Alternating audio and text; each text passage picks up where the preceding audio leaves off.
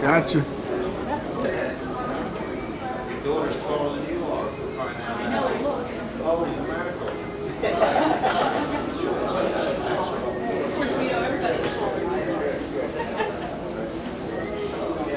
Go out, out this. All right, I got Paul Collins. And the See, it's hard because the light.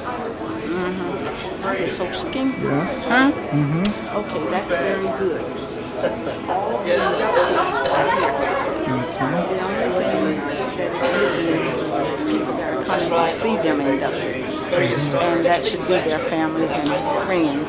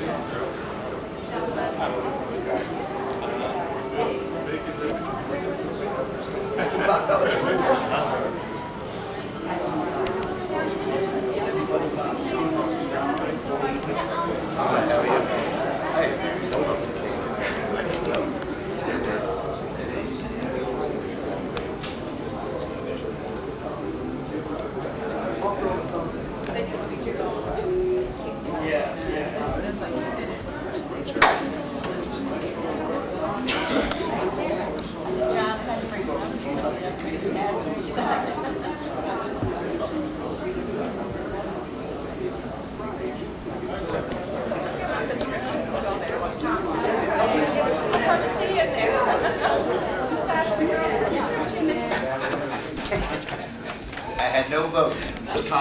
No, you told me that wasn't gonna fly, man. What? If I bet with you on that, he said, no way, I think you're never gonna get 11 votes. It's only 15 to 1. Did he? I don't vote.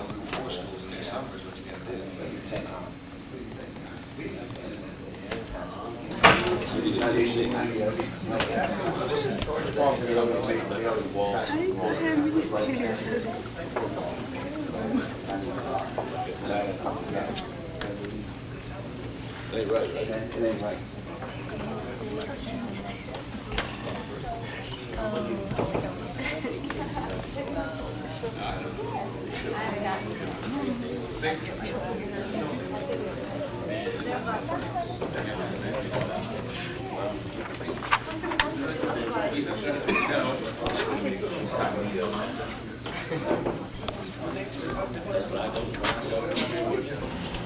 By the dawn's early light, what so proudly we hailed at the twilight's last gleaming, whose broad stripes and bright stars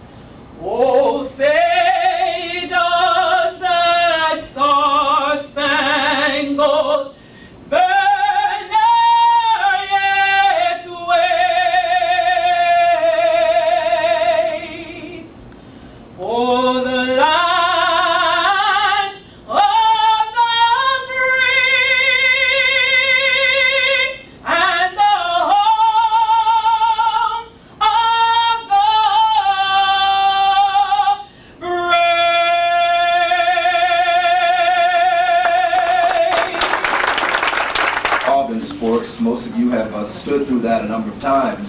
And as an athlete, on the side of the mat, I was a wrestler, sitting there listening to that with my headgear in my hand, my tongue in my throat. I'm getting ready to go, and when that was over, being a lightweight, I was normally the first guy to wrestle. I was ready. That really gets the juices in me flowing. And I got my little 3-year-old. He sings the national anthem, and he's very good at it. But you know, that's part of sports. It's part of this country, and it's definitely part of Willingboro. If you look on the back, we have the Willingboro High School alma mater. I'm not going to try to sing that, but those are the words. And if you look at those words, there's some positive things in there, some positive images that should bring to those that are graduates of Willingboro High School.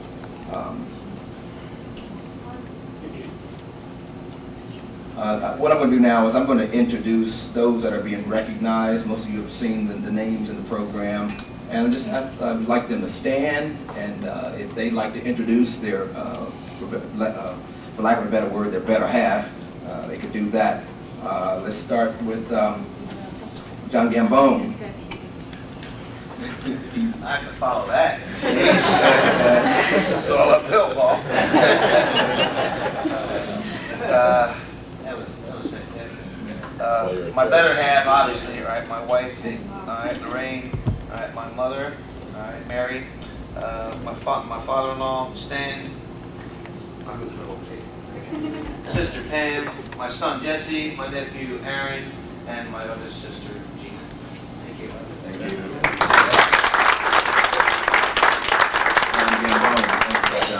Glenn Brighton.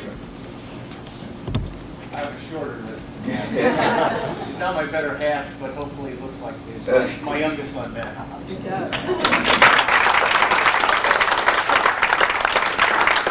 Paul Collins.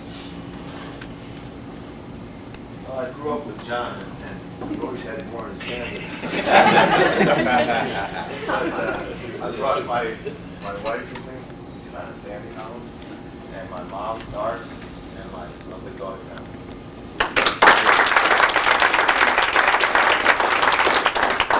Rich Locker. I'd like to introduce my significant other, Diane Somlin, and my good old buddy, Art Burris.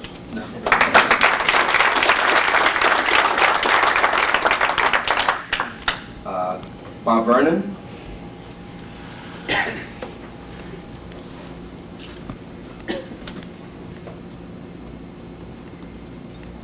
brought with me my wife, Carol Vernon, my sister, Jean Winter, my brother-in-law, George Winter,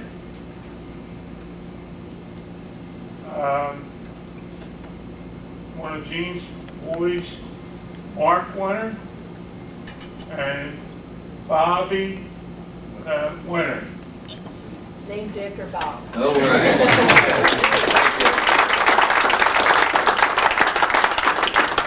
And we have Evelyn Lewis, who is unable to be with us. Miss Freddie, would you stand for Miss Evelyn, and also for her husband, who's deceased, Bill Lewis. I am the proud product. They call me from the Lewis family, but I'm really Freddie George, and I am responsible for Evelyn and Bill Lewis coming to Willingboro in the very first place. I came in 1962. I saw this was a nice place to live. I invited them to come join me, and they did in 1963. And here I have with me the news reporter sitting at my left side. He knows me and he knows my family, so he's with me. My nephew, Telefair White, my father-in-law, James George, Sr., and these are Hall of Famers from the Burlington County Hall of Famers, Spade Jordan and Monica Mays. They were runners on the, Monica Mays was a runner in the pen relays.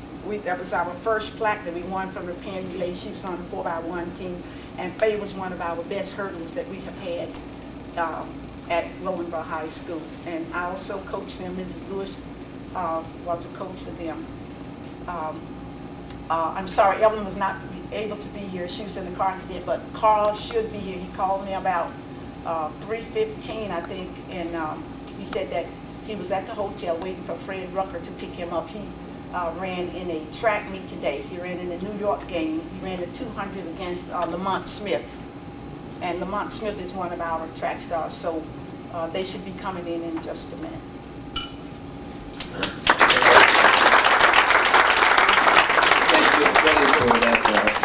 That's the history of Willingboro tracks right there. The Lewis family, they've been very fortunate to have them to get the Willingboro Track Club started and things along those lines. As you heard from Miss Freddie, she identified 2 young ladies there that are members of Hall of Fames within the Burlington County Hall of Fame.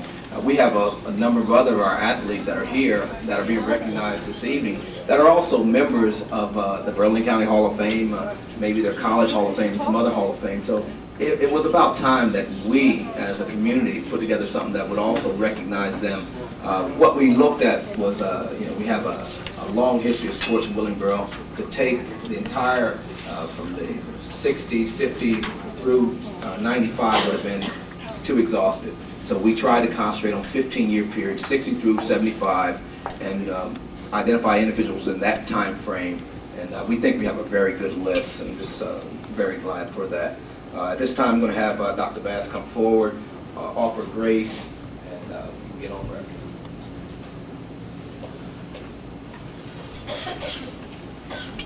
You may remain seated for grace. Father God, we thank you for the occasion which brings us together. An infrequent moment of created peace when those persons who have distinguished themselves in the field of athletics deserve and are rightly being honored for their contributions. It is around that occasion that we find ourselves at table, ready to partake of food.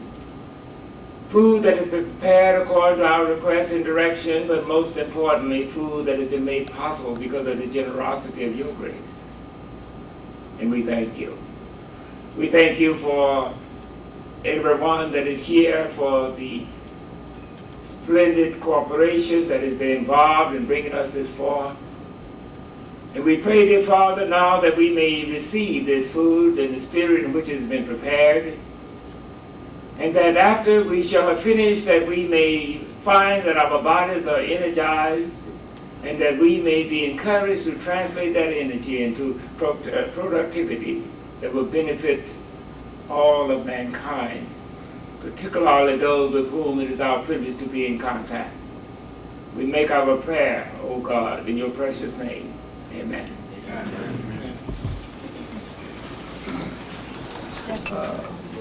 Jeffrey Ramsey, who's going to come before us and issue a proclamation.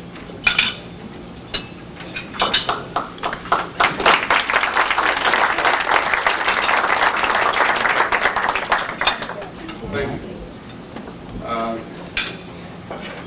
Dr. Bass, members of the committee, honorees, good afternoon. I'm very happy to be here this afternoon to read this proclamation. This is a very positive step for our community, this Hall of Fame, Willingboro Hall of Fame. We hear so much about the negative things that go on in our community, and this is a positive thing. And I'm glad the press is here, and I hope they do it justice in the newspapers. On behalf of the mayor and council of Willingboro Township, I'd like to read you a short proclamation. Whereas, Willingboro Sports Hall of Fame Committee will host an induction ceremony for the first inductees on May 21st, 1995 at the Landmark Inn at 4 p.m. And whereas this is in recognition of those athletes and coaches who have excelled in designated sports at Willingboro High School during the decade of the 60s. And whereas it is the wish of the Willingboro Sports Hall of Fame Committee to honor those athletes and coaches because they have brought a sense of pride and honor to our school and to our community. Now therefore, I, Paul Crane, Mayor of the Township of Willingboro take this opportunity to express our appreciation to the athletes and coaches on this special occasion. In witness whereof, I herefore set my hand and the seal of the township, Paul Crane, Mayor of the Township of Willingboro. To whom am I to present this, Dr. Bass or? Dr. Bass. Thank you.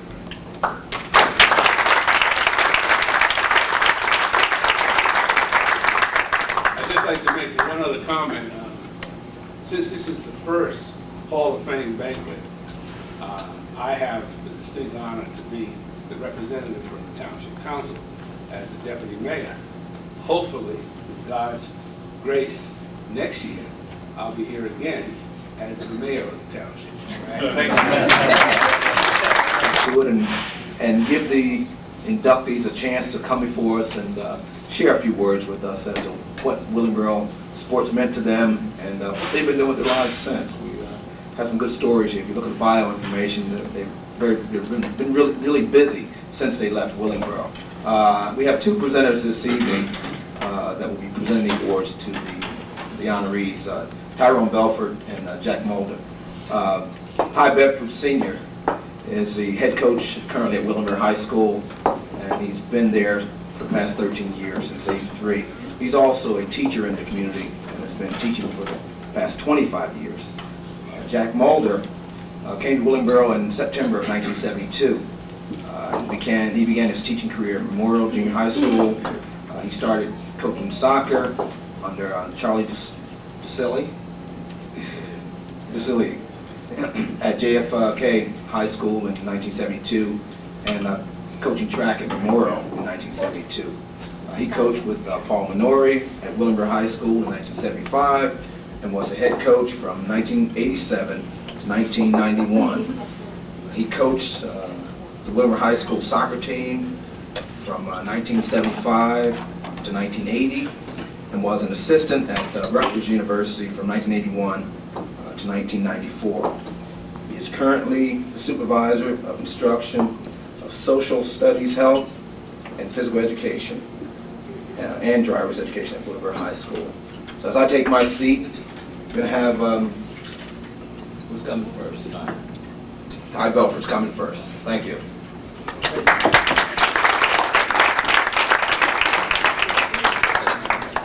Good afternoon, ladies and gentlemen. It gives me great pleasure to be here this afternoon.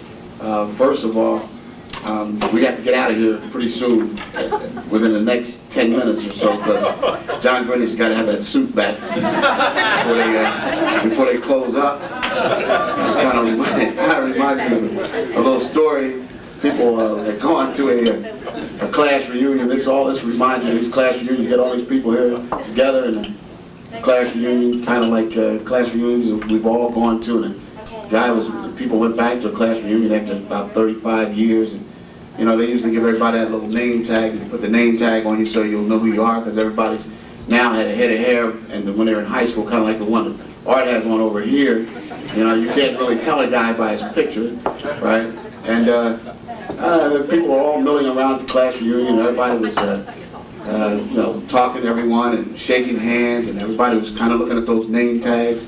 And a guy comes up, and he doesn't have a name tag on, and the guy just reaches out and grabs him by the hand and says, "Bill Smith, how in the hell are you doing?" And Bill Smith, he's dumbfounded. He says, "How in the hell how could you recognize me after all these years? I gained about 40, 50 pounds, I lost my hair, and, you know, how in the heck could you recognize me?" The guy looked at him and said, "I never forget a suit."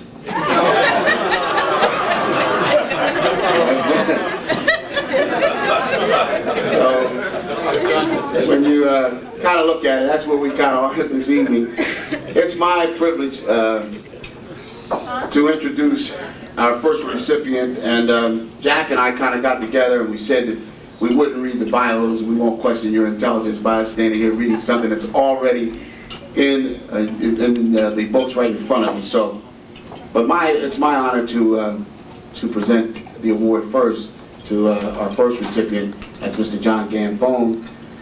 I just want to say a few things about John, and as far as my knowledge of John Gambone as you can see in his bio, is a product of the Willingboro school system, and played for Mr. Luttrell and those great football teams. And then John went to college and came back and taught and coached in Willingboro. And then we had reductions in force and whatnot in Willingboro. John was able to get a job over in Cherokee. I can remember, and I'll just say this, in 1983, my first year becoming the head football coach, Paul, John, myself, Chuck Gillis, a few of us, I needed all the help I could get. Dick Luttrell called me and they gave me the job. I know what the hell I was doing, but they gave me the job anyhow. And John was a tremendous help with us on our staff. I always remember John for his great hard work ethic, the amount of time that he puts in to the job. And then over the last 12 years, we had to go up against John every year. And there's been a war between us and Cherokee. And we always tell our kids before the game, that guy, the coach of the defense, he used to coach here. He quit, he left.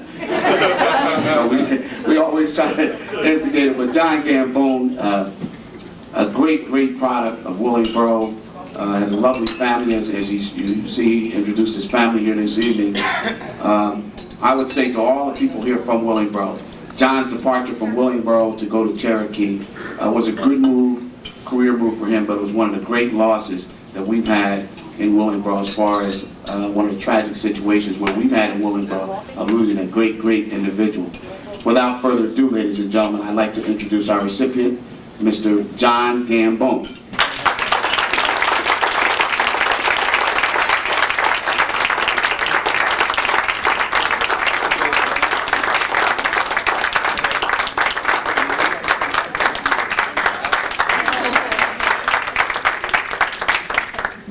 Thank you very much. One thing, hey, Coach Belford forgot to tell you, was 1983 when I did have to switch schools. I went from Willingboro to Cherokee. Cherokee happened to be on a winning streak of 30-some straight games. And lo and behold, the streak was still intact until Willingboro, came to town. And you could probably tell by the look on my face, what the result was. Willingboro broke the streak of Cherokee. What was the score time? 13-0. 13-0. To this day, I still have faculty members in Cherokee who blame me for doing my part for the streak. Thank you, Mr. Belford. To be considered, and if it looks like I'm reading this, it is, because there's some important points here, and if I don't look down every now and then, I'm going to forget it. To be considered an inaugural inductee to Willingboro School's Athletic Hall of Fame is very special. I am more than honored due to the fact that in Willingboro there have been so many influential people who have accomplished so much and have done so many positive things for the community and the schools. For my peers, to feel that I should be rewarded, it's very hard to put into words. It's very special. I think the real Hall of Fame people, though, are seated in the room itself. Not just the 6 folks that are being honored. By that I mean the selection committee, and I met them briefly. If they could just stand for me, because I don't know when the next time is, next time I'm going to see you again. If they could just stand up for 1 second. I'm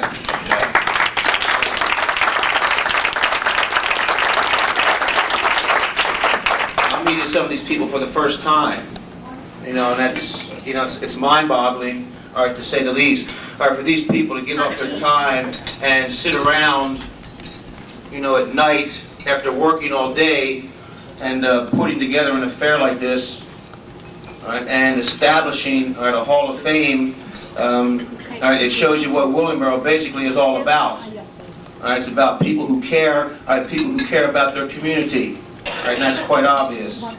They're to be commended, You know, what else can you possibly say about the job they've done? I'm honored, right, that you even considered me. All right, next I would like to acknowledge my family. For those of you who have been through Willingboro, this is just a small part of my family. There was 13 Gambones, not by my part, by my mom.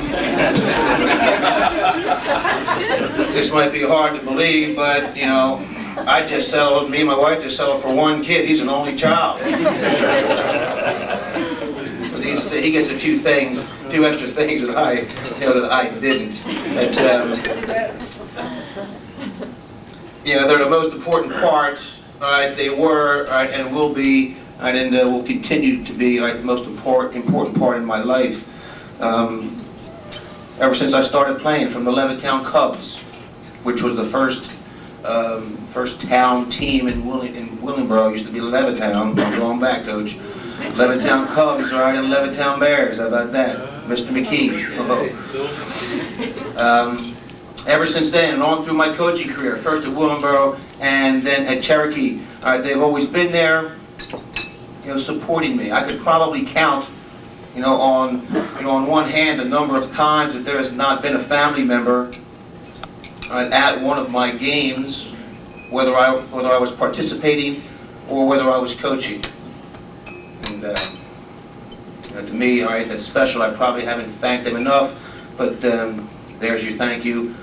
Those folks are Hall of Famers to me. Okay. Any success that I've had, is also directly related to the other inductees. And to say this is special to me is, once again, beyond words. They're very special people who will always have a place in my heart. From Paul and Glenn, two outstanding athletes, and outstanding probably isn't the correct word. I learned the values of friendship, and teamwork. To Mrs. Lewis, who isn't here, I learned that school is enjoyable, that learning is valuable. From my two former coaches, Mr. Vernon and Mr. Luttrell, I learned what hard work and the desire to excel can do for a person. They all played an important part in molding me, and I will always be eternally grateful to all of them. To be honored on the same day as them and to even be considered in the same group, to me is very special, something that I will never forget. How am I doing? Very well done. Got to check with Coach. I would just like to say that I've always been proud, to say to people, that I'm from Willingboro. My childhood years, on through high school and beyond, were what I consider perfect years. If you wanted to write a book about what it was like growing up in a perfect community, in a perfect time, I would suggest to anybody that they would come see me, and I could give them all the information and memories that would fill chapter after chapter. To be able to come back after going to school, and teach, in the same town that I grew up, was something special to me, and if I gave a little bit back, then I'm a better person for it. And once again, like I said, I've always been proud to say, that I am from Willingboro. I would like to read you an article, that was printed. This is back in 1967, after we completed a perfect 9-0 season. Did you want me to go into, personal accomplishments?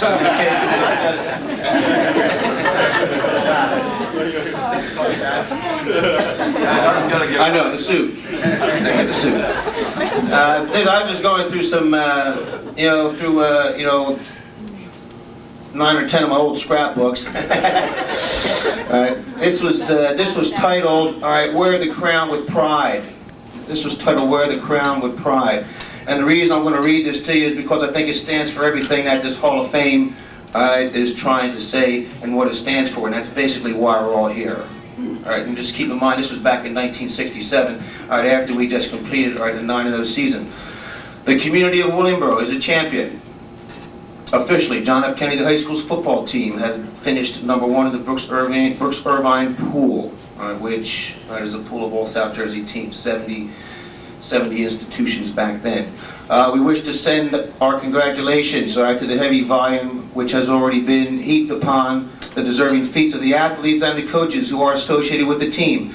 A championship such as this is not easily attained and should not be regarded lightly. However, we believe that this championship is not the exclusive property of 30 or 40 boys who participated on the team, nor is it exclusively the property of the high school. This championship belongs to the entire community.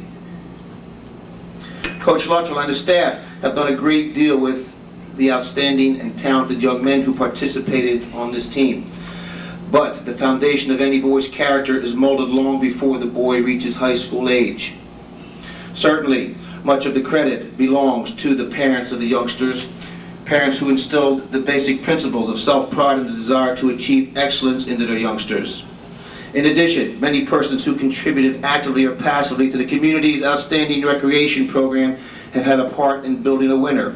Other youth leaders connected with scouts, religious groups, or others are responsible for the development of the youngsters now at Kennedy High School.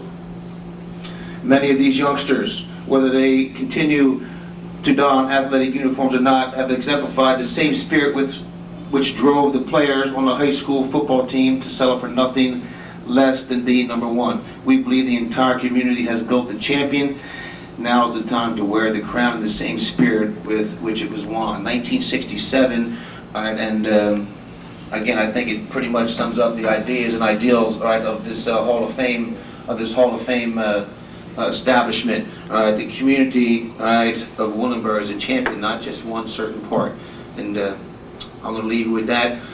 Thank you again. I'm deeply honored, and let's get on with the next one.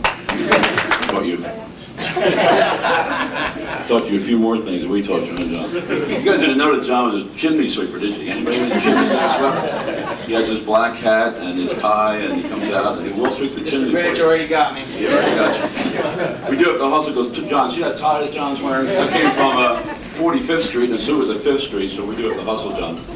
And Dick Luttrell, I'm still waiting for a drink from you. I've been in this school district 23 years, and I still haven't got a drink from you yet, Dick. So I'm still waiting.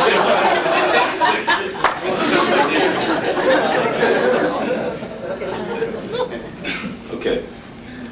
Before we honor our next person, we do want to consider the people who obviously sat down and put in so much time to put this all together. I worked for the couple of years for the Berlin County Hall of Fame regarding track, and I know how many hours we put in every night trying to decide who to take, et cetera, et cetera. So first we'll go with Reverend Bass. Reverend Bass, please stand up. Let's have a nice hand for Reverend Bass.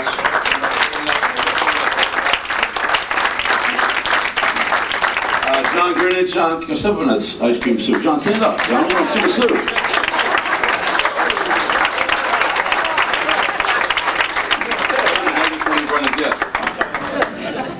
You gotta give me the address. Last time you sent me to the wrong address, John, and I got the real lousy soup. And of course, one of my favorite teachers and one of the great health teachers at Willingboro High School, Freddie George. Freddie?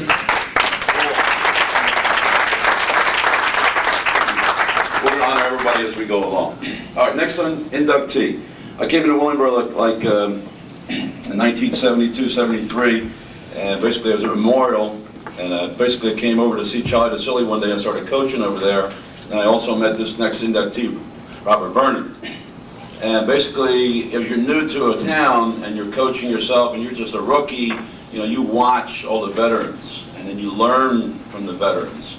And I would go basically to all of the Kennedy games, and it was amazing to watch this man coach. And he's evolved, as I found out through the years, and you go back and you really study somebody's history, and greatness doesn't start just as soon as you walk into a building. It starts way, way before that.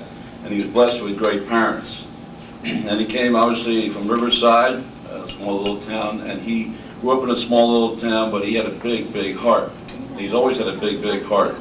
And I've watched him coach over the years, and to think about somebody winning 400 times over a career, that's awesome.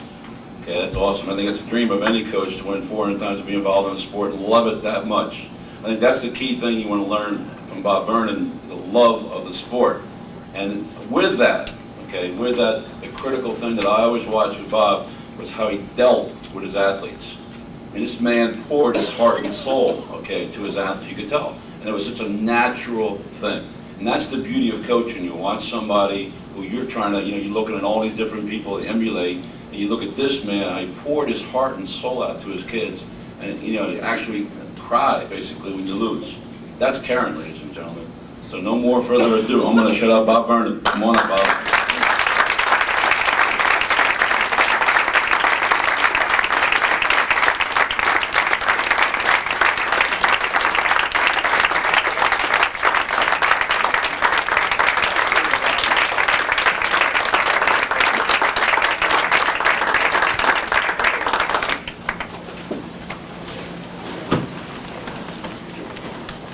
You're a big man, too.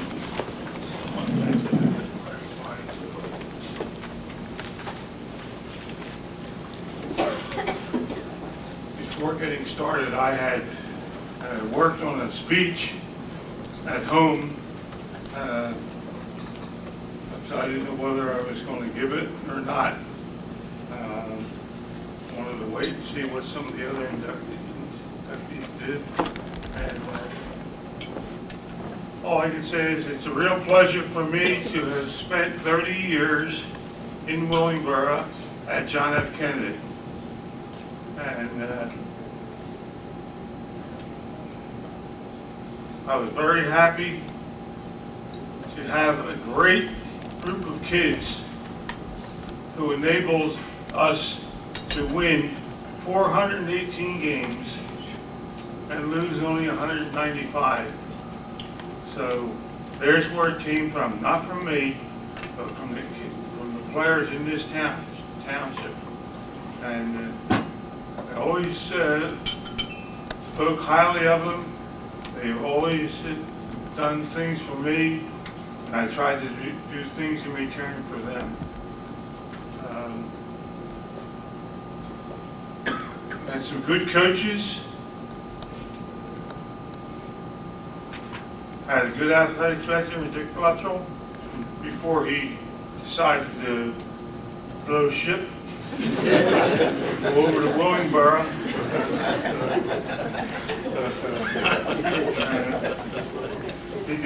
He did a great job for us, and I'm sure he did a great job for Paul too.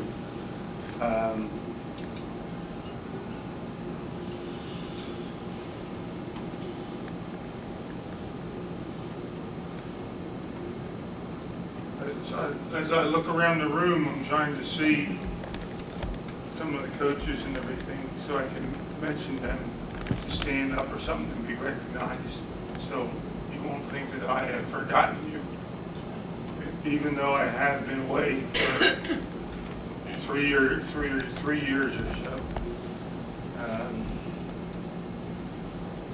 I tried to get out and see as many games as I could, but unfortunately, I had some physical problems, and I'm still trying to get over them. And I appreciate people who helped me out, and even some of the people who are not here tonight, who were very close to Carol and I. And I appreciate my family, my sister Jean and her husband George, 2 sons, Bobby and Mark.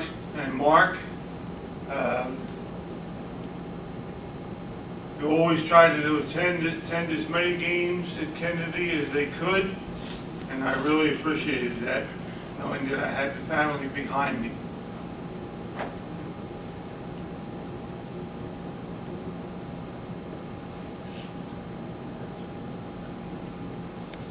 Before I close out, I'd like to thank Dr. Bass for having this Willingboro Annual Hall of Fame. And since I did spend most of my time in John F. Kennedy, I thank you for allowing me to participate in this, because I wasn't sure whether or not I was going to be able to succeed in this thing because everybody else was basically from Willingboro. And everybody has done a great job, and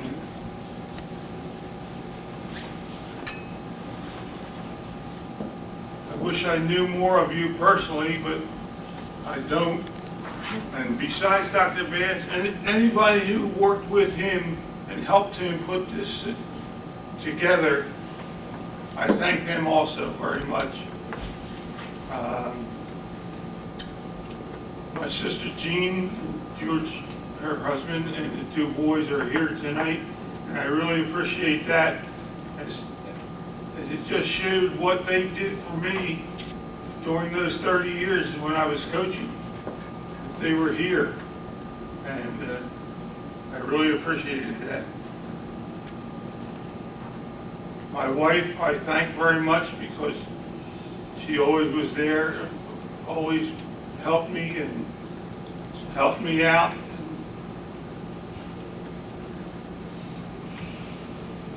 And that's about all I think I have to say, so we can speed this part of the program up. But I'd like to thank everyone very much. Ones that I knew over here, Ty, Jack, and Paul, and Art, and John, my Mr.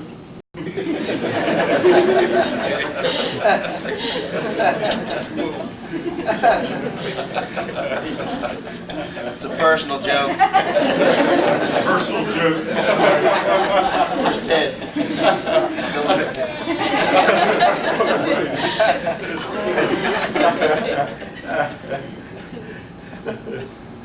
Again, I'd like to thank Dr. Bass and all his helpers who put this program on. I just wish we could have made it a little bigger. Maybe in the years to come we will.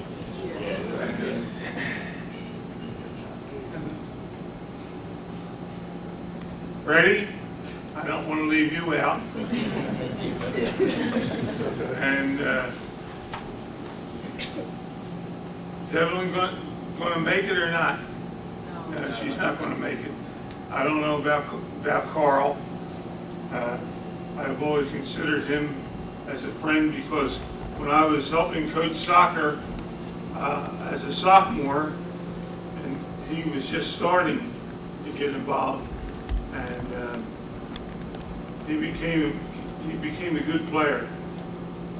And of course, eventually he won so many awards that it wasn't even funny. Nobody could have won as many awards as Carl Lewis did. And I'm sorry that he's not here. I understand he was on his way, but he just didn't get here in time. And thank you everybody for being here, for us inductees. And I hope everybody here will be here next year for some more. Thank you very much.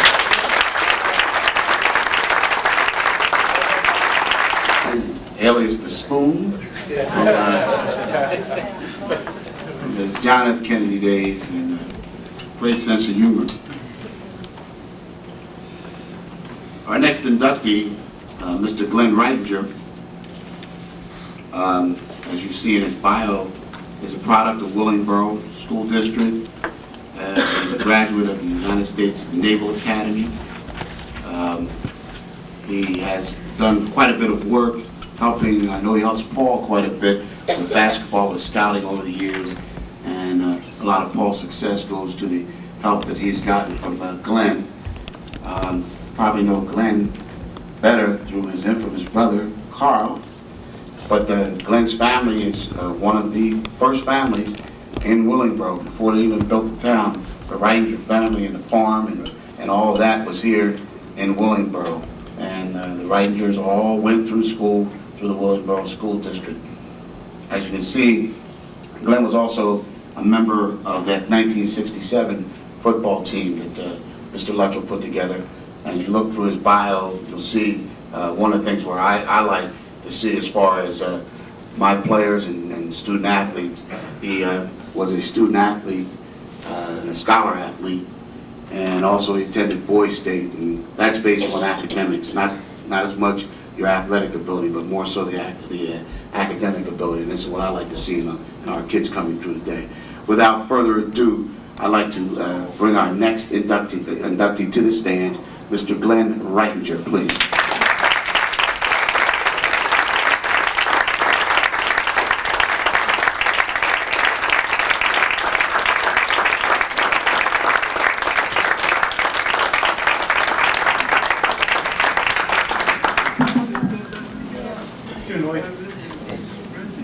I would like to thank the committee for considering me for this award.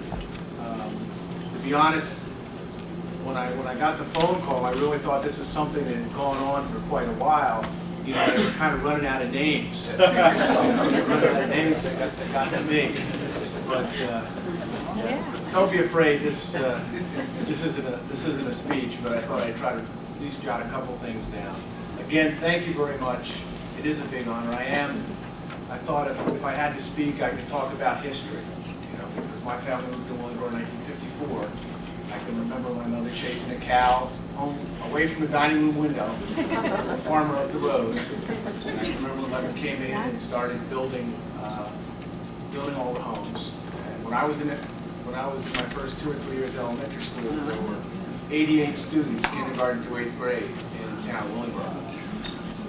Legacy for the family, if you go down, if you know where Levitt Parkway goes over Mill Creek, on the south side, if you're heading, I guess, southbound on Levitt Parkway, if you look at the cement apron on that, in the 4 corners and in the middle are the initials of everybody from my family. So we snuck, my dad snuck down there just after they afforded to expand.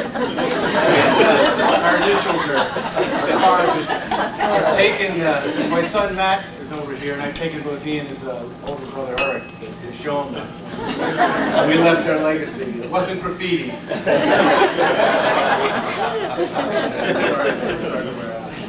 But again, I'd like to thank, I know most of the inductees very well. Mrs. Lewis as well as Mrs. George. Back when we were in school, women taught girls phys ed, men taught boys phys ed. So we were kind of isolated back in that time frame, and I know that's definitely changed for the better now. But Coach Luttrell, I learned a lot from him. In the times when I was growing up, I learned about his thoroughness. We never went into a game, particularly that 67 season, unless we were prepared. We were always prepared. And that's one of the reasons why I felt the team did as well as it did. Because I think one time, the whole time I was in school, we played Palmyra. You know, when they came out on offense, they had a center and a quarterback, and the whole rest of the team was on the other side of the field. So it was a little bit screwy because they were doing, you know, a bunch of gimmick stuff because they just were afraid to kind of face us head on. But in every other case, we were always prepared. And if for some instance, if you remember the Mount Vernon game, I think we only had a chance to get 1 scout on for that particular game. So we got in the first half and we were in a dogfight. But just from what they saw in the first half, there were some adjustments. In the second half, we controlled the game, and the game was pretty much over after halftime. But I remember that from Coach Luttrell. Coach Vernon, I wasn't a basketball player in high school. My mother persuaded me not to go out for freshman basketball, and I could shoot her ever since. That's not the reason she's not here.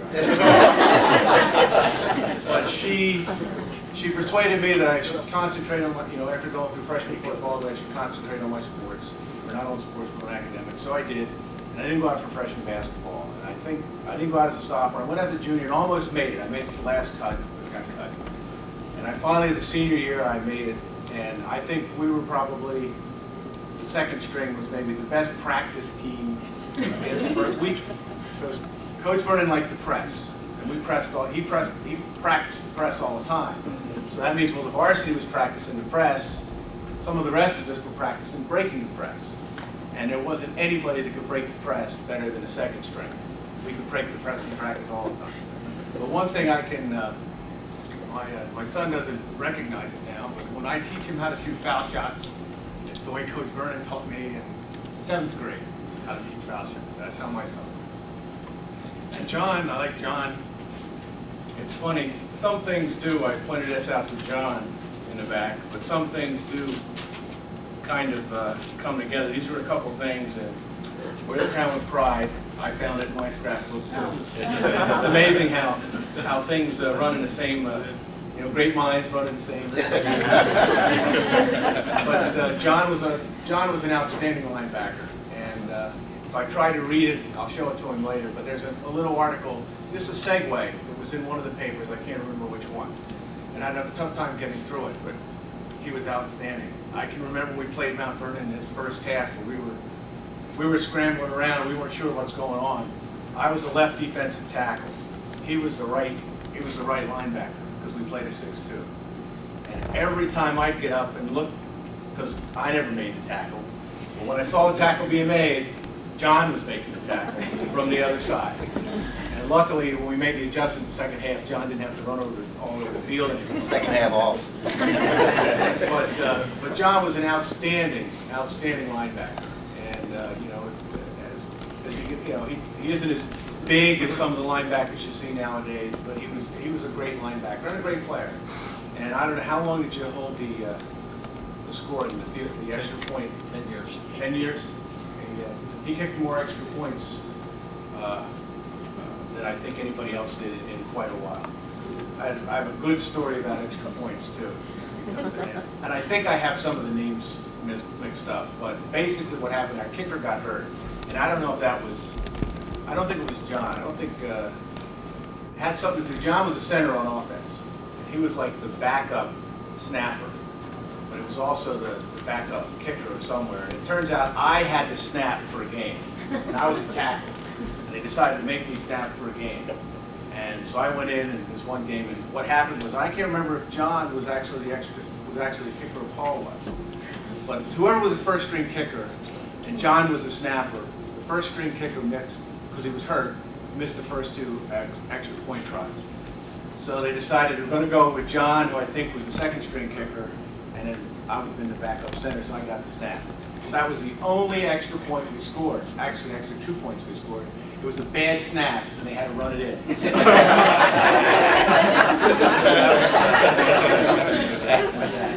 And of course, I really wasn't much of the center. It wasn't my game. I didn't want to get my knuckles hurt. But Paul and I go back again as far as I did with John. I've kept contact with Paul. I live out in the Indian Mills area, and I lived in Delran when I first got out of the service, and or actually off active duty. But Paul gave me the opportunity to coach his team in the summer league at Cherry Hill, which gave me a lot of joy, and I really had fun working with the kids, a great bunch of kids. And I've been able to follow the kids, and some of them I've seen in some of the programs at Martin Marietta. Garrett Mosley was one of his players, and he was one of the young engineers who was over at Morristown where I work. But Paul's given me the opportunity to keep my fingers in scouting. With Paul offensively as a quarterback, some of the folks that people used to think that Paul's parents owned the Burlington County Times because there were so many articles about the county. But that really wasn't true. But if you go back and look at some of the past history, Paul was a phenomenal athlete in several sports. And when I introduce him, I'm sure a lot of that will come out. If you take a look also, one of the things when I went through this scrapbook, there were games when we played Rancocas our senior year, which wasn't a game that I talked about, but was probably, and it's in, when they asked for information, playing against Rancocas Valley after they had beaten us the year before and knocked us out of an undefeated season, and coming back. And every year we played them, it seemed that the game got bigger. But that was a great game. Paul played a great, I read all the articles again, and in that game there might have been 8 or 9 different articles by different writers about that game. And now very seldom do you see, when it comes to games, that there's a lot of there's a lot of coverage. It seems like even with basketball, there used to be coverage with a lot of games. We had a lot of good coverage, but we also had 10,000 people coming to a game. But anyway, it was a great win for us when he ran Cocos that year. We avenged the one loss from the year before. But and I don't know how many touchdowns Paul had. He probably had a couple. But the first series of downs, when Cocos had the ball, Johnny intercepted the pass. Maybe we got the ball on their third down. That got us going. Turned it around. Boom! We got a score. We got him down before anyone hit him. And then we just kind of played good football after that. But again, I remember 13-0. Wrong. 27-7. 27-7. But anyway, I'd like to thank these. You can tell from the way I speak, I've had a very good bringing up in Willingboro. My parents would love to have been here. My father's just recovering from bypass surgery, and he wasn't able to. The rest of my family, my wife Beth, who is a Willingboro graduate in 1978. In fact, she had the opportunity to play on. I think they lost the Group 4 final basketball. She started the starting point guard for the girls basketball team. But there's a lot of good memories about Willingboro. There's a lot of good memories. I won't say more good memories, but a lot of good memories about the people that I work with and the people that I learn from. And hopefully, folks like my son in the back, some of that will rub off. I don't know if he'll be good enough to play varsity athletics when he gets to high school. Hopefully, he'll get the chance. But again, thank you very much, and I appreciate it. Not as Willingboro. That might surprise some of you, but I've been around this country for the last. I was coaching at Willingboro High School. We were at one time in Minneapolis, and they saw us right away. Well, you guys are from the East. We call you the Beast of the East. And that's what they were calling us, Willingboro. And they had seen us everywhere, basically, because of this man right here, Bill Lewis. And obviously, it's my wife, Evelyn. Again, when I first came into Willingboro, I got involved in track and field at the junior high and got involved, obviously, with the Willingboro High School program. We were very lucky, okay, to get a lot of athletes who obviously had been trained pretty well. And there's a misnomer about track and field a little bit. We always get busted. In fact, there's one guy out there right there. He's always busting us, Paul Collins. We win a state championship, state championship after state championship, and he can't win one. Okay. He's still trying to win his first. Okay. We got a couple more years left, Paul. But anyway, we would constantly get roasted about, winning so easily. Well, you guys get the athletes, no problem. You put them on the track, and boom, no problem. And you got athletes all over the place. You got great athletes. But the problem with that is it's not really true. And if you truly understand track and field, you just don't take a pole, okay, and just jump over the bar, okay. You don't do a high jump, all of a sudden 1, 2, 3, you're over the high jump, shot put, discus, javelin. There's a tremendous amount of teaching involved. There's a tremendous amount of patience and repetition involved. The hurdles. That is not an easy event either. And even sprinting a long distance, none of those events, if you've ever been on the track, are not easy. It takes a tremendous amount of dedication, time, and patience. And when you're at the high school level and you can get athletes who've been to the Willingboro Track Club, that's what makes Willingboro, one of the things that makes Willingboro great. And people like Bill and Evelyn put out so much time, especially Bill. Okay? And basically, you can see his record basically when he coached with the girls, 63 and 19, but he was all over the state, all over the country. And they both basically would raise lots of money and made sure our young people got a chance to go to all these national meets. And they traveled constantly, and they raised money constantly. And Willingboro is, for track-wise, they're basically the key behind that whole thing. So will Freddie George please come up and take Bill Lewis's award? Freddie?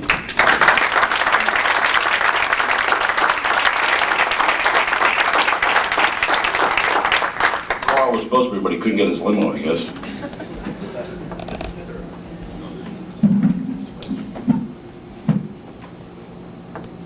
I have become the official person to represent the Lewises.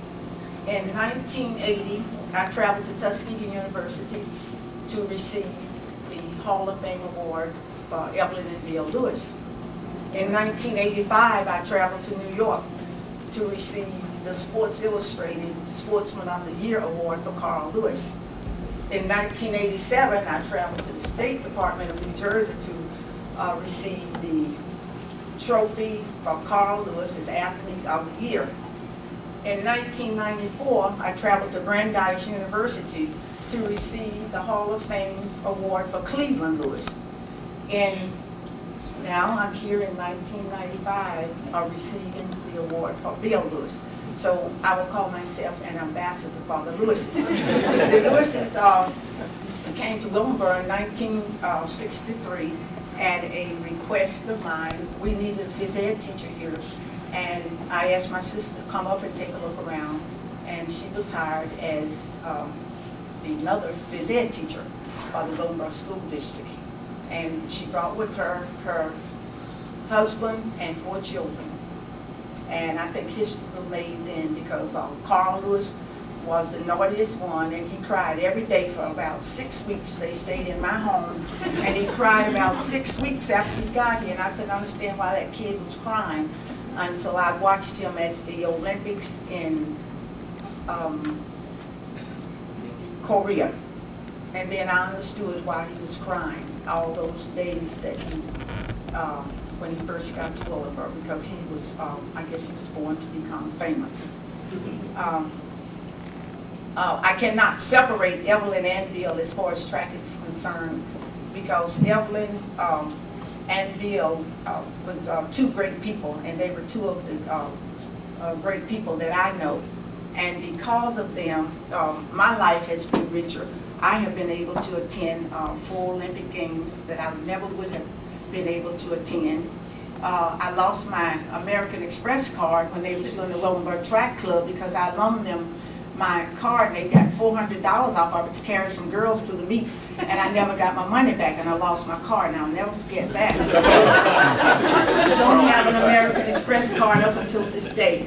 But I became, I am one of the trainers for the Olympic team, and I do attend the Olympic camp every year, and that is because of the Lewises. And I don't think I have become a track coach. I've been a track coach in Willingboro for 15 years, and she literally begged me to get involved in track because I didn't like to coach, and now I can't let go of it, and that was because of the Lewises. They are 2 great people. He is deceased. But the tradition remains. The Willingboro Track Club, I think, is their greatest accomplishment in Willingboro. They single-handedly started the track team, and it is going, they're feeding, the track team is feeding the Willingboro high school teams, and therefore we will always have champions as long as the Willingboro Track Club exists, and it is growing, it is successful, and today we have some other Hall of Famers, and most of those people came out of that Willingboro Track Club, and we have Evelyn and Bill Lewis to thank for them. Evelyn told me, when I told her that we were having this, she was going to come. She was in a car accident, and she could not come because she was and it was pretty serious. My mother is 89 years old, and she was in the car with her. My mother is sight impaired, and she hurt her back and her hips, and that's why she couldn't come. So I called Evelyn and I said, what do you want me to say? So she said, she gave me a whole bunch of things to say. So I said, okay, I'll say that. Well, then she called me back. She said, no, you don't have to say anything, Freddie, because Carl is coming. And so just forget what I said. So I forgot what she said. So I would like to thank you in behalf of my deceased brother-in-law, Bill Lewis, for this award, which we Willingboro Hall of Fame, class of 1995. William Lewis, girls track coach 1976 to 1985. And on this May 21st, 1995. Thank you very much.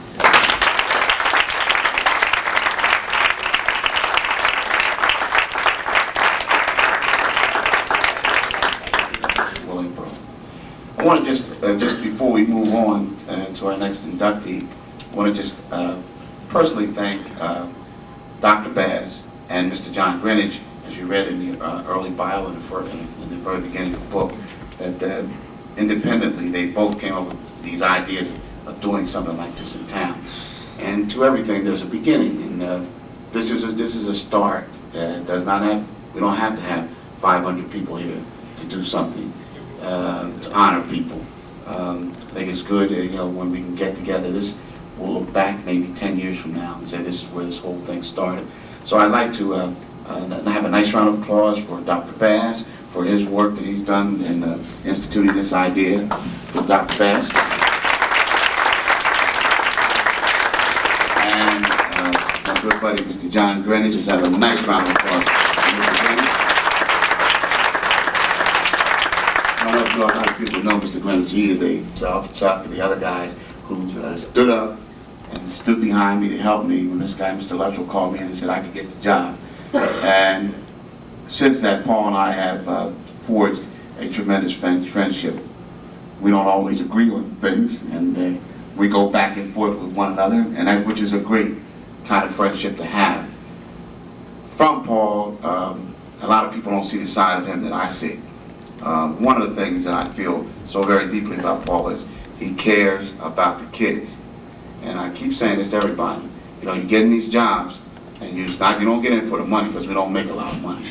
But the idea of getting into a job like this and giving 1,000% for your kids, and there's nothing that this guy doesn't do for his kids in basketball and working in the football program. He's a tireless worker. The guy during football season just works and works. Sandy can tell you, he's up till 3 o'clock in the morning. He sees me in the hallways. He's got stuff on paper. We're doing round and round and round and round. But through that, I have learned a lot from him just working with him. And you surround yourself with some good people, and then it helps you. And that's one of the things I've learned in being involved in the job that I had. Without a doubt, Paul's basketball record with the young men that he has had at Willingboro and the kind of people that he's had, he hasn't had a 6'11" or a 7-foot guy or any of that. But he's had great, great, great records at Willingboro High School because of the kind of work ethic that he has. And he is a tremendous asset to our school district. And if we ever lost Paul for any reason, that would be a very, very bad thing to happen in Willingboro. So without further ado, ladies and gentlemen, let me introduce our next inductee, Mr. Paul Collins.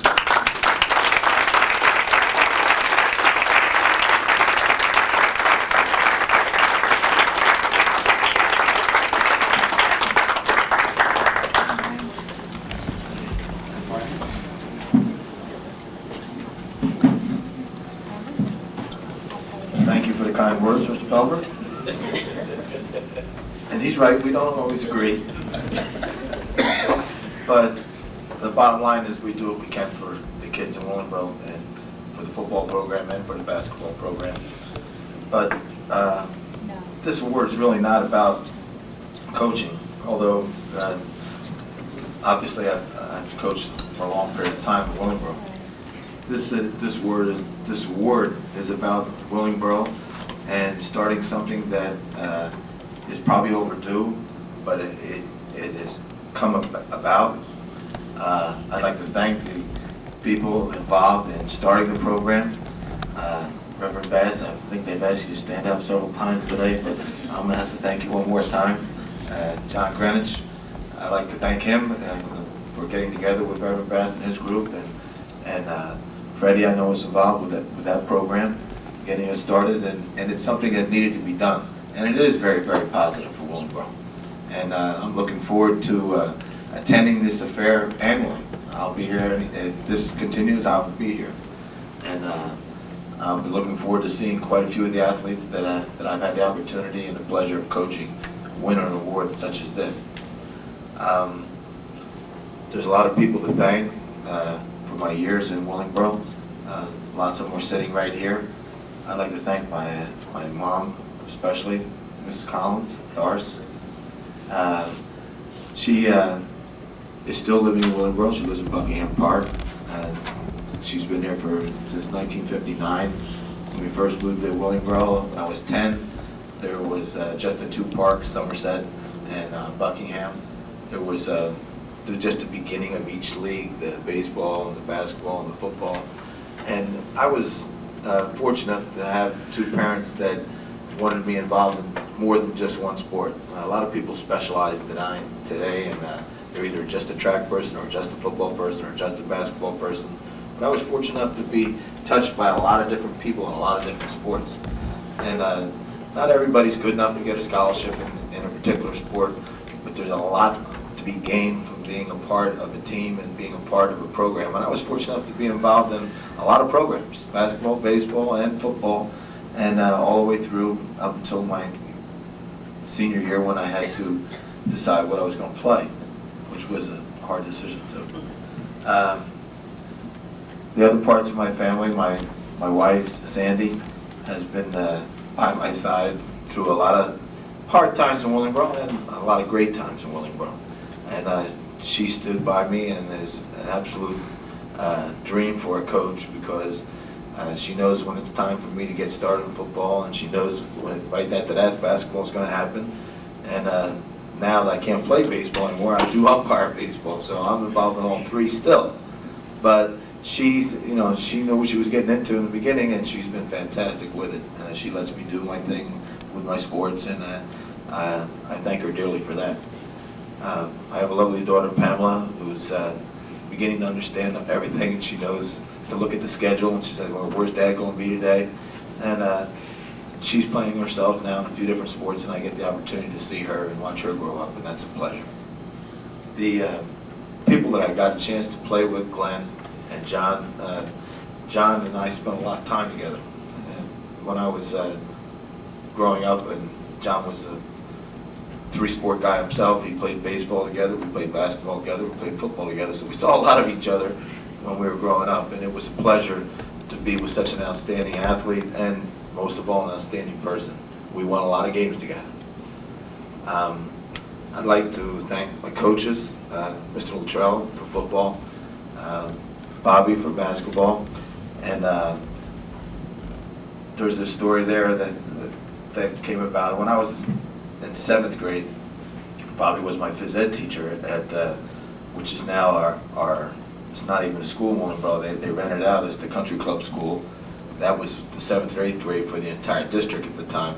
Bobby was a phys ed teacher there, and also the head basketball coach at then, which was Levittown. And Bobby was still playing back then.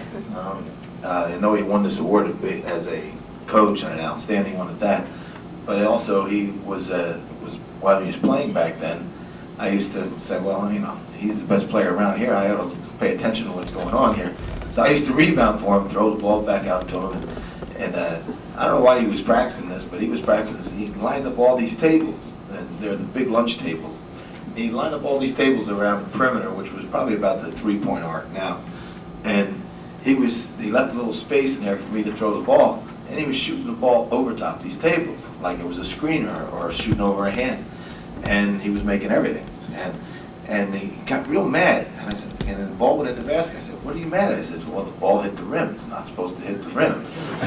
And I said, well, if this guy can be that good, that he wants to be that perfect, and I see how hard he was working, it really influenced me at the time to say, if you want to be good at something, you better prepare yourself and work as hard as this guy's worked. Otherwise, you're not going to get what you want, which is to be successful in that area.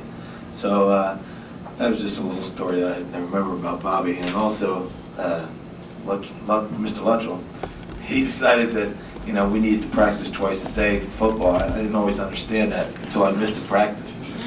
And I missed the practice because I had dental work. And out in Fort Dix, you got free dental if you were part of the military. And my dad was in the military, so my mom scheduled this appointment that I couldn't miss. And he got very upset. So I didn't miss any more practices the rest of the 4 years. But after practice was over, Bob used to come by my house, and he said, well, don't tell Coach Luttrell. He said, we're going over Riverside to play basketball. This is after a couple of practices in football. And he would pick us up, and he'd take us over to Riverside to play. And at the times, I thought that was fantastic, because I was playing with players that were much, much better than I was at the time. And the only way I could get in the game is if Bobby took me over there, because Bobby was the best player, so he got to choose the team, so I got to play. So they influenced me in a lot of different ways, and it was funny that I thought about that story. I don't have anything written down. I learned that a long time ago, that that always didn't work out for me when I used to write things down. I just didn't feel like it was coming from your heart all the time, and I'm not downing anything by anybody writing anything down. It just didn't work out for me. I just like to be a little extemporaneous and speak a little bit about how you feel. I have some strong feelings about one of the administrators in town, and he's sitting back there, and people are jumping on his suit a little bit. I kind of like it, John. But John Greenwich has been the one administrator in town that has probably been the strongest influence to the kids that are playing athletics in town. He attends all the different events. He attends all the different sports. I know anytime my team had a big game, I didn't have to look very far to find him, and he was always at those particular games, and he's always been helpful in any time I've asked him to do anything for our program or for our kids. And I want to make sure everybody in the community knows how much John's done for athletics as far as the administrative part. And I thank you very much for that. I'd like to also thank two people that are part of this committee that have done something special in athletics in their short tenure that they were on the Board of Education. Hopefully they'll be members of the Board of Education soon again. And that was Linda Taylor and Victor Smith. When they got on the board, there was no freshman sports in town. And there was no 7th and 8th grade programs in town. And these are programs that we have to compete with the other Group 4 teams and the other county teams that we're trying to play against each weekend. And they were very instrumental in getting those two programs back. And I thank you very much for that, both of you. And of course they did a lot of other academic things for the township too, but since we're talking about athletics, I'd like to thank you very much for that. I'd like to thank the rest of the people that are involved in getting this program started, and along with Reverend Bass, I know there was a lot of other people that had their hands in, and I thank you very much for that. Again, I'd like to thank everybody who was involved in making this possible. I'd like to thank the other inductees for anything that they've ever done for me, and they're well deserved of this award. And hopefully we'll see each other next year. Thank you. As far as what they've done, what they've done for the town, what they've done for the young people, and that's what it all comes down to again, what we do for our young people if we're involved. I think that's why we're all, we love what we do, because for the young people. Because like Paul says, you don't get paid a lot, and you're not in it for the money. I always tell my students I could be out making $150,000, $200,000. Many of us could if we were really into what you're doing. Okay, if you're really into it. And basically, Bill and Evelyn the same way. I mean, they poured their heart and soul out to our town for many, many years, and they deserve to be honored. And I got the, I guess the good fortune to work with Evelyn for many years at Willingboro High School. She was my department chairman. And Evelyn basically is, such a beautiful, wonderful woman. Truly beautiful, wonderful. So soft and so tender and so giving. Okay, so giving of a woman. And Bill was very fortunate to have a wife like that. And every time I see her, she comes back to Willingboro High School. Every time she comes back into town to see Freddie, she makes a point to come back to Willingboro High School and to see us. And she always gives us all a big hug. And you can just feel the warmth in her. And that's the kind of woman she is. And she's helped so many of our young people in this town over the years. And if you talk to any of the girls that were around her, she just exudes so much energy and enthusiasm. And that just rippled all throughout the whole program. So not only was she involved at the high school, teaching, and then coaching, and then clubbing it at night. And you think about that in track and field, if you've ever gone to an event, if you ever attended a relay, it doesn't start at 2 o'clock, it ends at 4 o'clock, like a basketball game. It doesn't do that, football. I mean, you're there, you get up at 5 o'clock in the morning, get all your stuff ready, pack your bag, okay, get 2 or 3 different sets of clothes in case it rains, it snows, it hails, because it does all that during some days, okay? When we were in Bridgeton one time, it was hail, and then the sun came out, and then it got warm again. So you put on 3 or 4 layers, and you take them all off again, okay, as the day goes on. So you can imagine them taking all these little monsters, okay, on their buses, and then all these little monsters, from 5 years old to 6 years old, and if you've been around little kids, you put 20 of them together, imagine 40 or 50 or 60 of them together, and you take them through an all-day track meet. Okay, think about that one for a minute. That's what they tolerated for many, many years, and they loved it. They loved it. Can you imagine that? Loving that. That many monsters around. Where's my name? Where's my shorts? I love my shorts. Where's my Tom? Where's my Tom? Where's the baton? Where do I start? Where do I go? I mean, constantly just asking 1,000 questions. No, you get one more question. Okay, one more question, no more questions. So you can imagine what they went through to develop this program. And really, the feel for what these two people did for Willingboro is truly amazing. Okay, it's truly amazing to give that much, tolerate that much. Imagine how much patience that both of them had to have to tolerate those young people, and plus the fact the politics of it all that comes with it. Okay, you want to get involved in all that stuff. So it's a credit to Evelyn and Bill. I'm sad she's not here, but I was really looking forward to seeing her, because she is a wonderful woman. So, and again, our next inductee, Evelyn Lewis, and accepting the honor for the 89,000th time, Freddie George.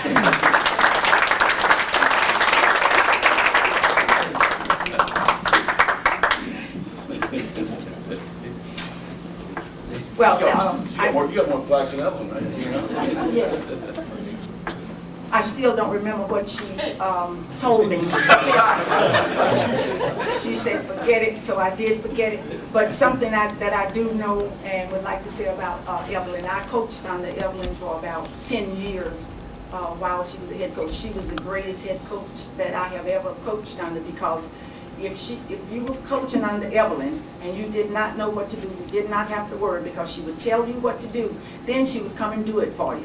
So I learned so much under her, and today I am a good coach. I think I'm a good coach, and I'm a good coach because of Evelyn, the teaching that she did to me. In that family, they have produced 2 Olympians, and they have produced many world championship runners. They have produced some Hall of Famers, and Monica Mays is one of the Hall of Famers that's sitting over here that came out of the girls' Willingboro track at Willingboro High School.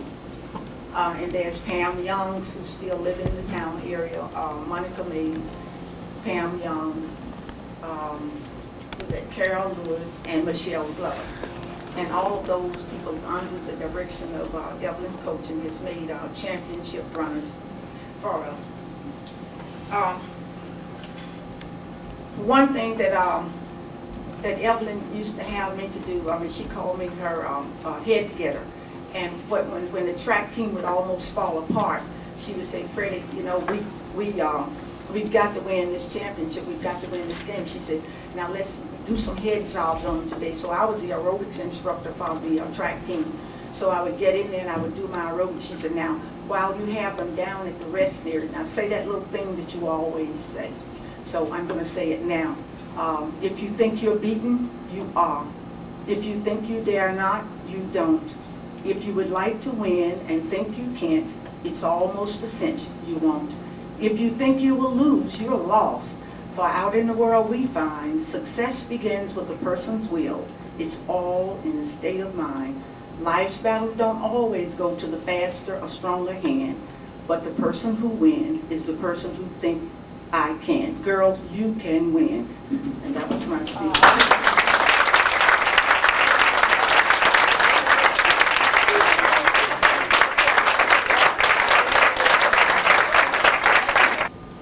So as he breaks into the house, and it's dark and he's trying to find a light switch, all of a sudden he hears a voice that says, hold it, Jesus is watching you. And the guy says, who's in here? So he's walking around, he gets into the room, he moves around the room a little bit further, and he's still fumbling around trying to find a light switch. He hears a voice again, he says, hold it, Jesus is watching you. So finally he gets over and he finds a light switch. And he looks over and here he sees a parrot. And under the parrot is a Doberman Pinscher. Right? A Doberman Pinscher. And so he says, doggone it, he says, man, he says, I thought somebody was in here. He says, parrot, is that all you have to say? Parrot said, no, sicken Jesus. That was the Reverend but you've all been very indulgent. You've all been here for a long time. Our next inductee is Mr. Richard Luttrell. A lot of the success of our school district and the early athletic success comes from his guidance, both as the football coach at John F. Kennedy High School and then later on as the athletic director.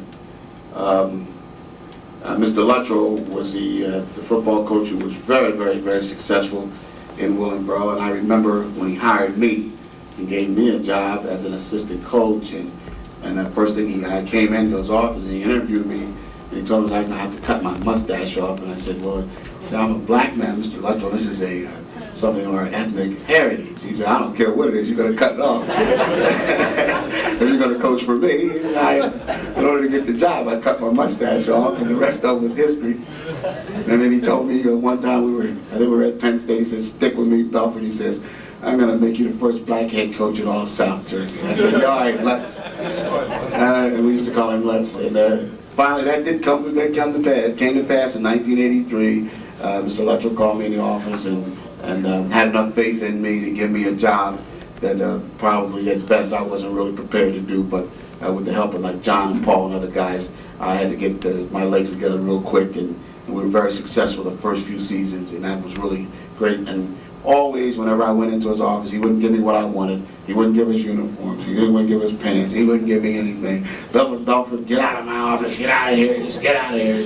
Right? But he was always good to me, and things that he knew that we needed, he would always go to battle for us. And I had we have struck a great friendship over the years.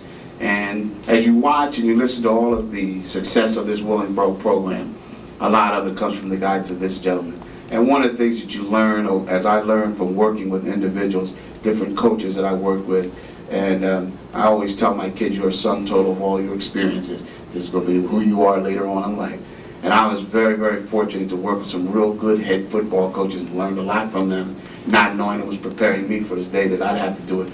But I remember the work ethic of Mr. Luttrell, his preparation, as Glenn talked about. When we had our staff meetings, he was always very, very prepared.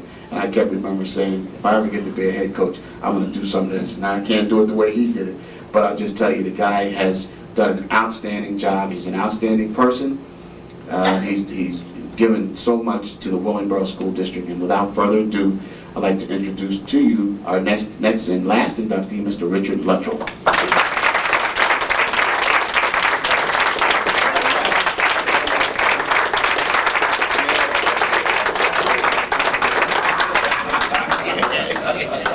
We heard that one before.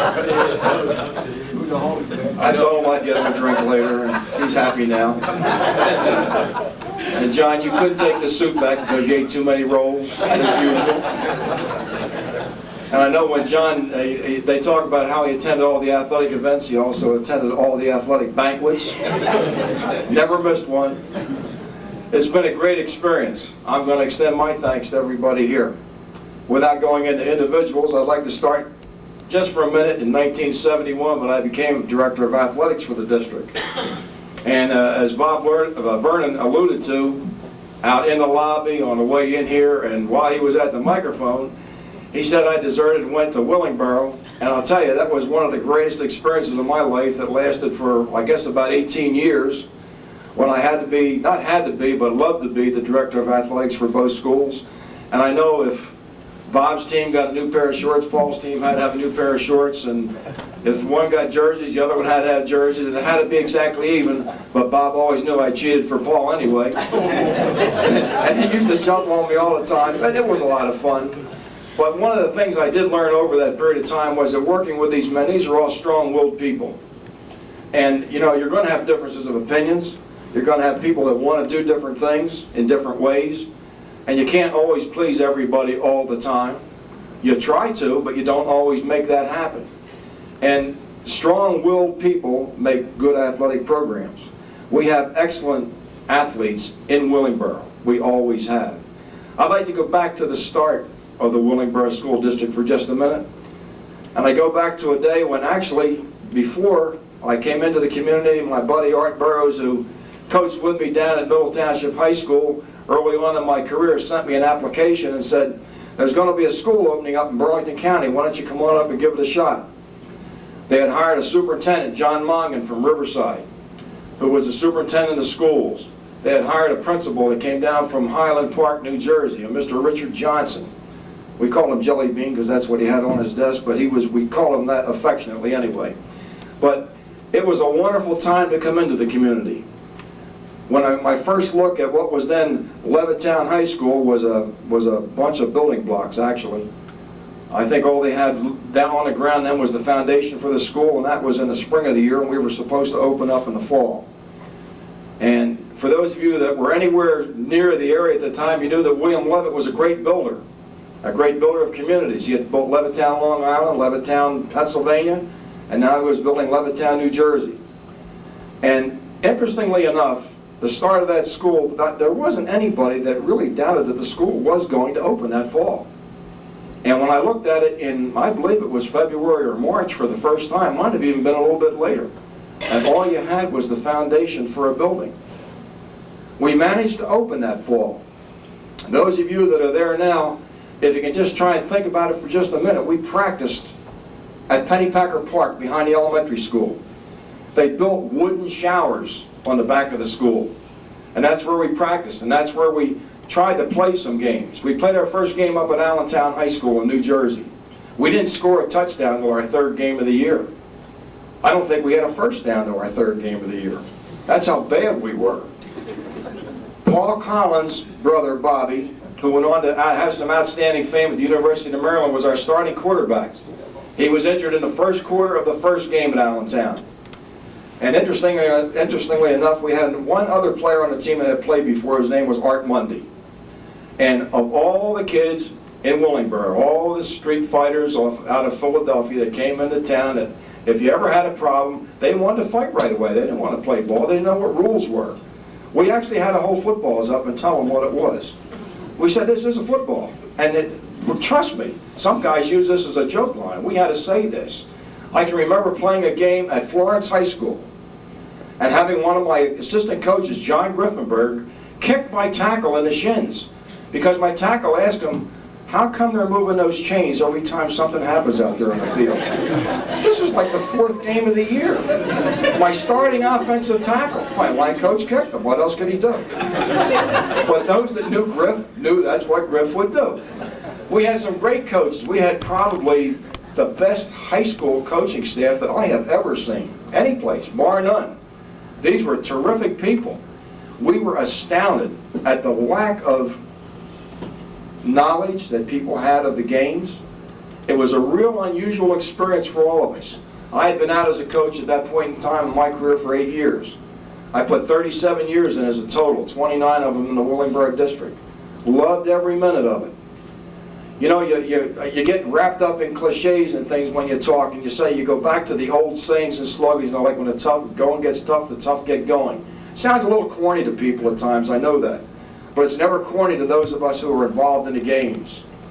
Grantland Rice, for when the one great scorer comes to mark against your name, he writes not that you won or lost, but how you played the game. You've all heard it before, but I wonder how many of the young kids today have heard it. These all are very meaningful expressions that have come down to us from over the years. We developed some teams in Willingboro that were very unusual. We developed a group of players that had attitudes that were unbelievable. It wasn't just me, that's for sure. We had a great staff. We had a community that had a feeling of closeness, a feeling of togetherness, the type of thing that we would all like to see be Willingboro today. When you're together, when you do things together, when you play together, when you plan together and live together and love together, you can be together and do great things. This is what you have to do to have this town be like it was in those days. That was a beautiful time in the history of athletics and in the history of the community. There's a picture of one of our football teams in the cornerstone of the municipal building in Willingboro. And I hope I'm still able to, when the year 2000 comes around, if they chip that block out of there, I want to go back and look at that picture, and I hope some of those people that played on that team are there. I could speak about each of these people that received awards here tonight, because each and every one of them meant something very important to me in my career. And in 1965, I think that was our first undefeated season, and although I'm very prejudiced, in 1967, I still say it was the greatest football team I've ever seen at the high school level. And I spoke to Johnny Gambone about it a little earlier today. I can remember Paul was on it, and of course, Glenn, I remember a great block he threw over at Woodrow Wilson. You forgot about that one when Paul broke loose for a long touchdown run. It was a wonderful thing. I can look back and I can still see and recognize those great things that happened as we developed. But the thing that made that team so great was what they felt for each other.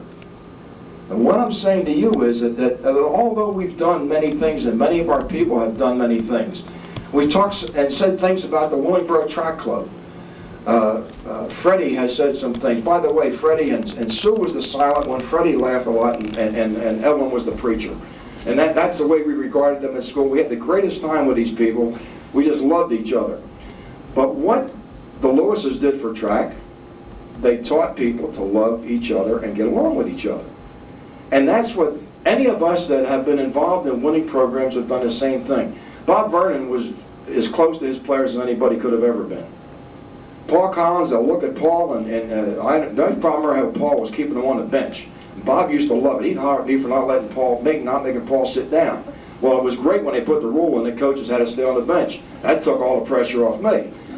But this guy would love his players. And when you have the love that goes through your team, you've got something good going. I've said that a couple of times, I know that, and I don't want to dwell on too much, but I know what the community's like. I know what the feelings are like. And I know if you can ever get that going good again, where you can put 10,000 people into a stadium, and you can feel together what happens out there. When somebody does something big, and you can all rejoice in the accomplishment, you know it was done because and through hard work and honest effort. It was because they wanted to be the best. And Willingboro is the best. And by golly, I'm so proud and so pleased that I was part of that for about 29 years. It's the greatest and biggest part of my life. I'll never forget it. I love it. I'll always be back. And I'll always remember the one thing that I've always said for myself. And I wrote it. I used to write a letter to my kids before every ball game. They'd go and they'd read it on the wall of the locker room. The last line always was, a winner never quits and a quitter never wins. Don't you forget it. I know I'll never forget it. I thank you so much. I'm so very honored to be here tonight. It's the high point of my life. I've won a lot of awards. This means more to me than any of them. Thank you.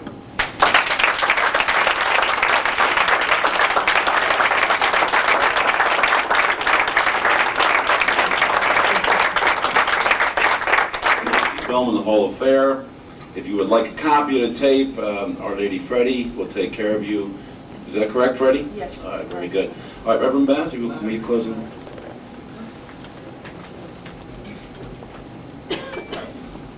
My thanks on behalf of the members of the committee that have stood several times, so you remember them.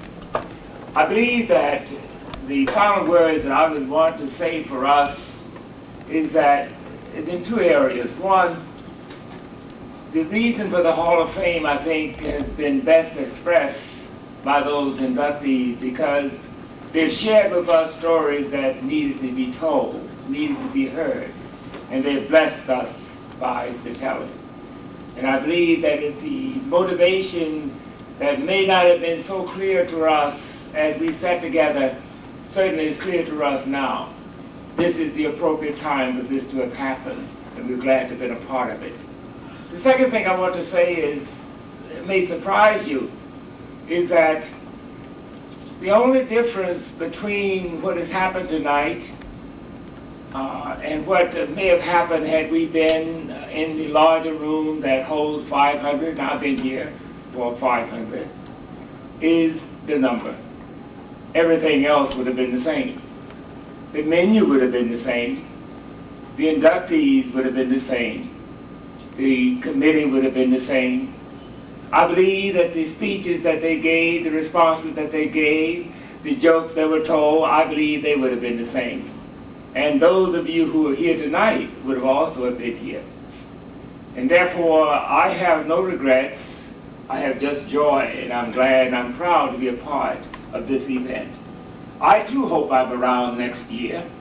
But even if I'm not around next year, I'm sure that the idea of the Hall of Fame for Willingboro will go forward, because you will see that it goes forward. And I've been in this community now for 27 years, not as long as some of the rest, but it's been my joy to work with several of the persons who've been here for a long time. And speaking of my future, I plan to be here until I die. My wife does not like for me to say that, but we've even selected our crypt in the mausoleum, so we'll be buried from this area. And this has been a good experience for all of us. And thank you all for coming. Again, thank the committee, each one of you who worked so hard. Danny, you have done a yeoman's job. I'm certainly proud of you, not just what you've done for this program and this event, but I have to say this publicly because Danny is my favorite in the church. He's the first gentleman who's come up in ministry in the Alpha Church, which was founded in our living room 17 years ago. And so he's the joy of my life, and I'm in ministry, and I'm certainly proud for the job that he's done here. So thank all of you, Danny. You have, am I to? We all serve some God, and whether it's Buddhism had extremists, Zoroastrianism has extremists, Islam has extremists, Taoism has extremists, Shintoism, and all Hinduism, Christianity, and Judaism. So let us stand now and have a moment of silence, and we'd like to have a closing prayer.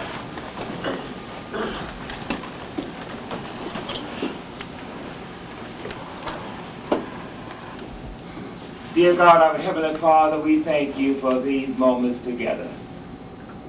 We thank you, dear Father, for this occasion. We know we have no power within ourselves to do justice to it, but we pray that our lives have been pure and acceptable before you. And we will pause now, dear Father, and reflect upon these moments together and the memories of those who have spoken and those about whom reference has been made. And we remember with a great sense of joy and appreciation the legacy of Bill Lewis, who's touched our hearts, many of us personally, in a number of ways. And we thank you for that. Remember his good wife, who's a survivor but had an accident and could not be here. But most of all, dear Father, we remember those who made this event possible. And we pray that we may carry from this place that spirit that will bind us together as a people. From our diverse backgrounds, let us see that commonality that we have in caring one for another. Let us leave this place with the determination that should the opportunity be ours, we will come again and we will praise those who deserve it. We will lift up the names of those who deserve it. And we will continue to strive for a sense of community, where there will be one for all and all for one. We make our prayer in your precious name, dear Father. Amen. God bless you, and God keep you.